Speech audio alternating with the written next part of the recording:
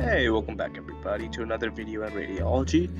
Today we were supposed to kind of talk about more about ICU medications and all that, but I quickly wanted to kind of pivot to quickly talk about something else and kind of my recent kind of change in rotations that I experienced at the hospital. And recently I moved from the ICU to another rotation, like another department, and I'm currently situated in the PACU, so kind of like the rest and recovery area. And this is kind of the phase after surgery, and a lot of the patients come here because they're under a lot of anesthesiology, and we kind of monitor them, take x-rays for doctors, and kind of make sure they're stable and everything's okay with them, like after surgery, so post-op. And during this time we kind of like let them recuperate, gain their senses back, understand how they're feeling pain and everything like that. And I kind of want to talk about that today instead of going into ICU, which I'll talk about. No, I'll finish off with one more episode tomorrow. We can talk about that case study. So yeah, let's begin.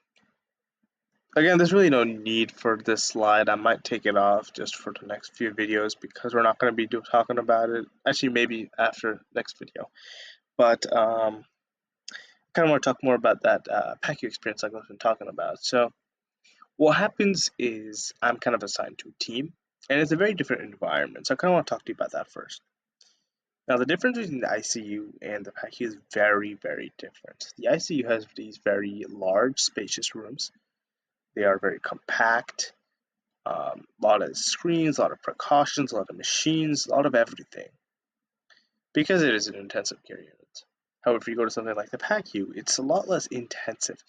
It makes it feel more that it's like a blood drive, like a donation area. Now, if you've ever been to one of those centers, you kind of know what I'm talking about. There's like beds placed right next to each other. There's probably some curtains, right? There's a curtain separating them if needs be. But there's beds on beds on beds. There's not too many beds, but people kind of roll in with their beds. So it's not beds already there. They kind of roll in with their beds or stretchers or whatever after their operation, and they kind of stay here. And in that case, they kind of get adjusted, get their senses back up, like I was talking about. And after that, we kind of verify everything's okay with them. They move on to stage 2 of recovery. And that kind of involves them going to a separate unit. And in this unit, they figure out discharge plans, if they're getting discharged or if they're going back in the hospital floors, maybe. And what also happens is they kind of get a drink and a snack to kind of elevate them, right? Get their blood pressure a little bit higher, get their heart rate a little bit higher, kind of wake them up because their glucose levels might be low or something like that. And after that, they typically either, like I said, they get discharged or they go back to the floor because their operation has been successfully completed in a sense. And I'm kind of in the part of the team where I kind of get to monitor the patient's vitals, changes, and everything. We get to understand what procedures they went through, get to see the anesthesiology medications were used and all that. But at the same time, I also get to kind of understand the different, how do I put it, the different layout of the hospital, because I kind of get to travel with some of the nurses there and kind of get to experience moving patients from floor to floor, getting their different teleboxes, leads, heart monitoring devices, and all sorts of that, and kind of making sure they have a successful transitory experience to their room.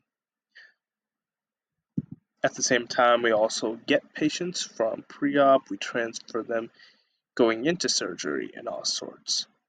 So it's very multifaceted in the sense we're kind of doing different things at the same time to kind of make sure that patients are, according to the schedule, going to where they need to be.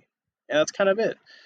It's not too long to video in terms of content wise. Just kind of want to share a little bit more about what I've been doing recently. But this floor is mostly about care. It's mostly about doing these small things like blankets, getting them a drink if needs be, getting ice packs to just comfort them. It's not like the ICU where you're managing critical conditions. It's more so just kind of making sure everything is okay. And yeah, that's it. See you guys in the next one. Bye bye.